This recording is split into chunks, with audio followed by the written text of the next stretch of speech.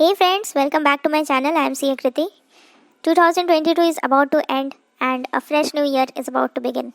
Standing at the end of the year, we need to introspect. पूरे साल भर क्या अच्छी अच्छी यादें हमारे ज़िंदगी में जुड़ी, कुछ बुरी यादें भी रही, कुछ नए रिश्ते जुड़े, कुछ से हाथ छूट गया, कुछ नए दोस्त बने, कुछ ने धोखा दिया. कभी कभी ऐसा होता है, sometimes you feel like you are confused. You don't know what you are doing and what you are supposed to do. Life में कर क्या रहे हैं वो समझ नहीं आता है. तब अल्टीमेटली आदमी को करना क्या चाहिए? शक्ति होना गलत नहीं है, शक्ति का अहंकार होना गलत है. मेरी नानी कहती थी, ऑल्दो मैंने अपनी नानी को नहीं देखा है, बट मेरी मम्मा ने नानी के बारे बहुत कुछ बताया है, नाना नानी के बारे. तो मेरी नानी कहती थी कि आदमी को कभी अहंकार नहीं करना चाहिए. अगर आपको कोई चीज़ खोना है तो आप उस चीज़ के ऊपर अहंकार करो, आपका वो चीज़ ऑटोमेटिक खो जाएगा. अक्सर कई लोगों से सुना होगा, आपने भी सुना होगा कि अगर हम नहीं रहेंगे तो ये काम नहीं होगा. मेरे जाने के बाद सबको पता चलेगा जब ये लोगों का काम रुकेगा. अभी हम हैं तो अहमियत नहीं है, जब हम चले जाएंगे तब पता चलेगा मेरा इम्पोर्टेंस क्या है. I started reading things related to Ramayana. And, I came across a story related to Trijata. Trijata एक राक्षसी थी जो एक अच्छी राक्षसी थी. वो सीता मैया के पास रहती थी, उनको मॉरल सपोर्ट देती थी. तो उनको एक स्वप्न आया था कि लंका में एक बंदर आएगा और वो लंका को जलाएगा. और वो स्वप्न त्रिजटा हनुमान जी को बताई थी कि पूरा लंका को एक बंदर आके आग लगा देगा लंका में. फिर जब रावण पकड़ लेता है हनुमान जी को तो वो आदेश देता है कि हनुमान के पूंछ में आग जला दो.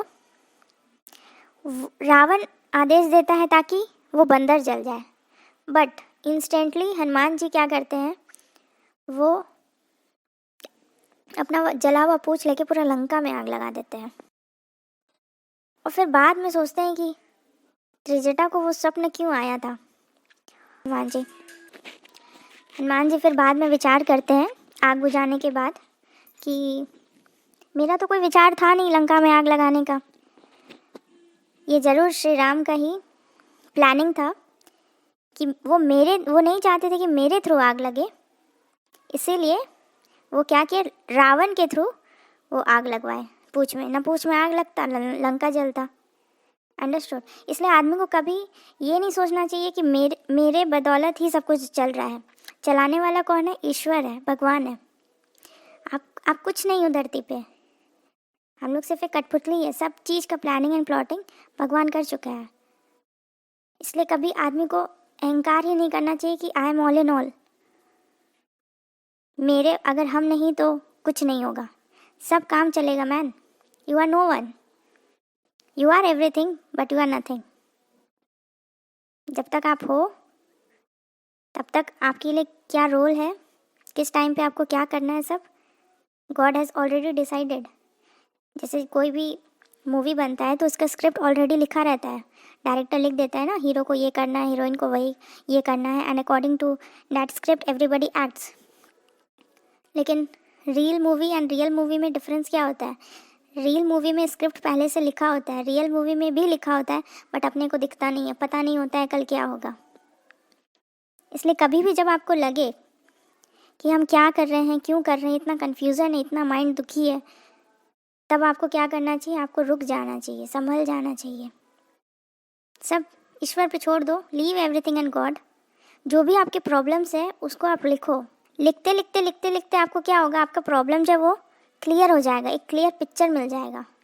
जैसे कभी भी हम लोग बचपन में जब ऐसे लिखते थे तो इंट्रोडक्शन लिखते थे एंड सबसे लास्ट में कंक्लूज़न लिखते थे. तो उसी तरह से जब आप अपने प्रॉब्लम को लिखना शुरू करोगे, जैसे सपोज़ आपका रिज़ल्ट ही आ रहा है तो आप रिज़ल्ट का टेंशन में हो, क्या कर रहे हैं, कुछ समझ नहीं आ रहा है, रिज़ल्ट आने वाले हैं, पास होंगे फेल होंगे, पता नहीं चल रहा है. बिज़नेस ही कर रहे हो तो बिज़नेस में आज अभी मंदी चल रहा है, बिक नहीं रहा है, क्या करें, दूसरा बिज़नेस के बारे में सोचे, कुछ बहुत कन्फ्यूज़न है. तो आपको कुछ नहीं करना है, बस आपको लिखना है. You need to write what is your problem and लिखते लिखते लिखते लिखते you will reach to a solution.